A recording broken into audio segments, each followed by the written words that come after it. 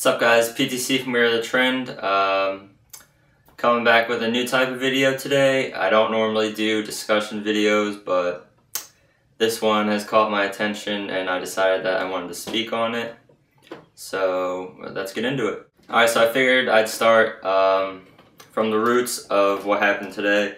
I'll probably be on my phone because I wrote down a few notes and things I wanted to touch on. So first off, everything that started today stemmed from one thing, and that's the Yeezy ones. The hype around the Yeezy ones made today what it was. That's my opinion.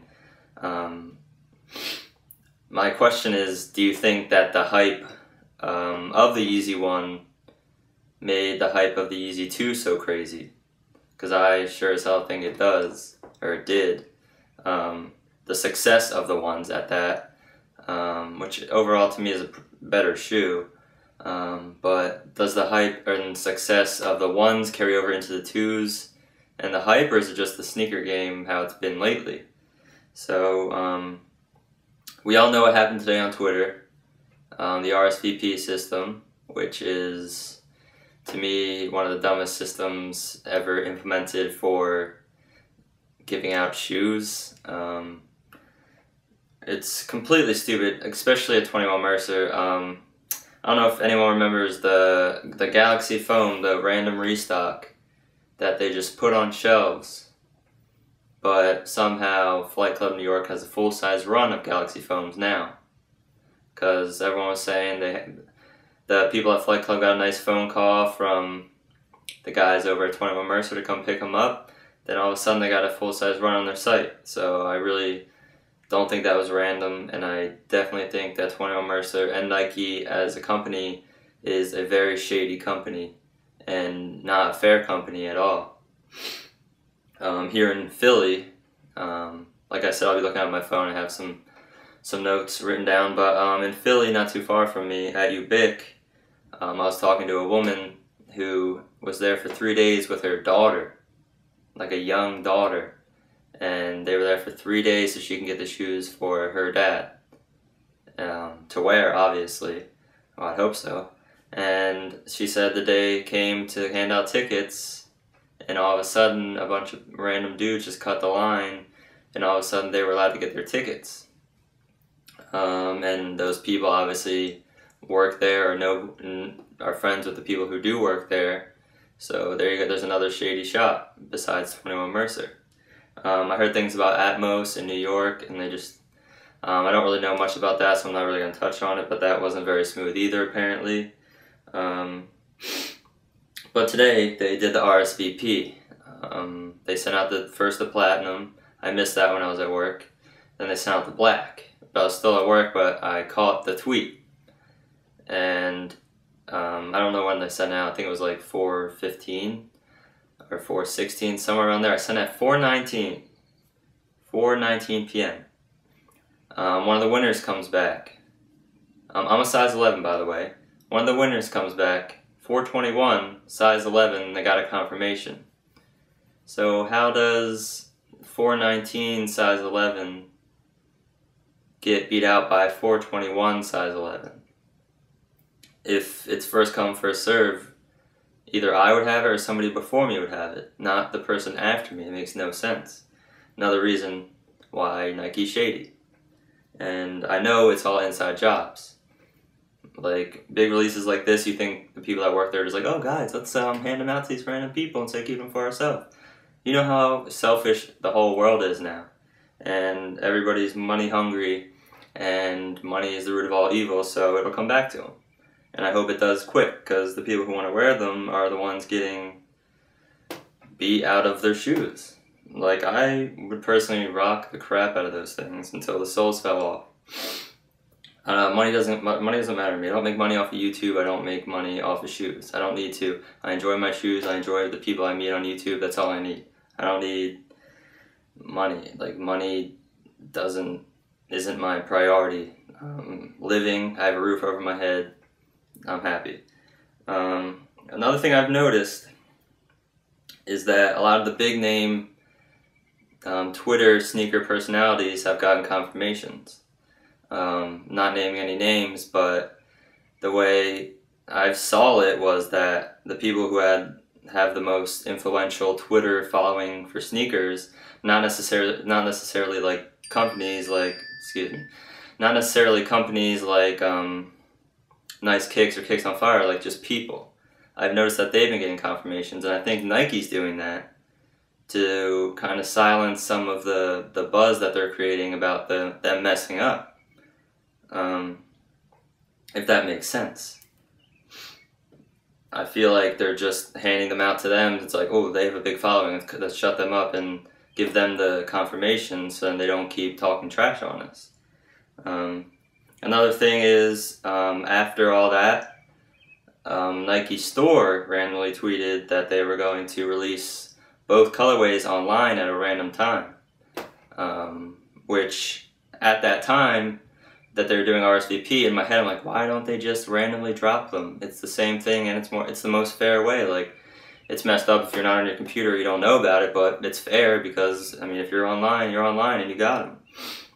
So in my head I was like, wow, why don't they do that? And then boom, there's that tweet, and I'm like, oh, there you go. And that was a big curveball coming from the RSVP thing that they were going to throw them online. So I'm glad that they did that, because I think it's going to help out a lot, because nobody likes this RSVP bullshit. Sorry for my French, but it's bullshit, and I'm 95% sure that everything at 21 Mercer was backdoored. 95% of the stock of those Yeezys, I guarantee you, went out the back door. And that's why I only saw like three or four confirmations. Unless somebody is keeping quiet, which I would if I won, I wouldn't tell anybody. Because, I don't know, for my safety and my, like, nobody needs to know except for me. I'll show you the review when I get the Yeezys. Not saying I'm getting them, but if I won, that's when you'd find out, is when you saw the review from me and me wearing them outside. Not selling them, see how much thousands I can get. So I thought that online release would be a good idea. I'm glad they brought it back.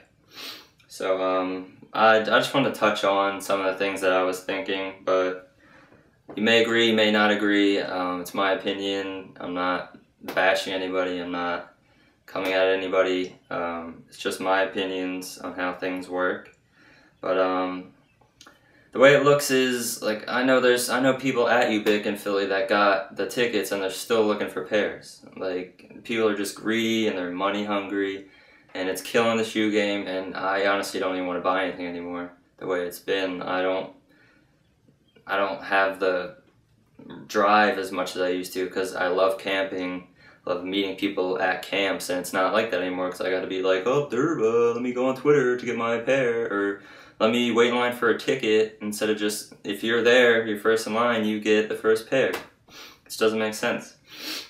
So they resort to these dumb ways that they can get their associates and friends more pairs and leave everybody else out, and that's my opinion. I know that's what's happening, and they're just not going to say it, so somebody has to, and that's me.